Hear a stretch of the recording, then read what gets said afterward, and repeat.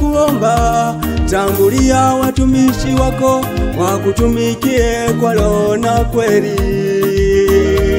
Tangulia kanisa lako, Bwana, tukuabudu kwa roho na kweli. Uwepo wako Bwana uwe nasi, simama mbele yetu ututangulie. Bila wewe tutashindwa, bila wewe hatuwezi.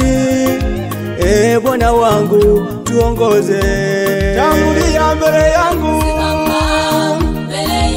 Bwana wangu, haleluya. Mbele yangu siwezi, nakuomba, haleluya, Mungu wangu.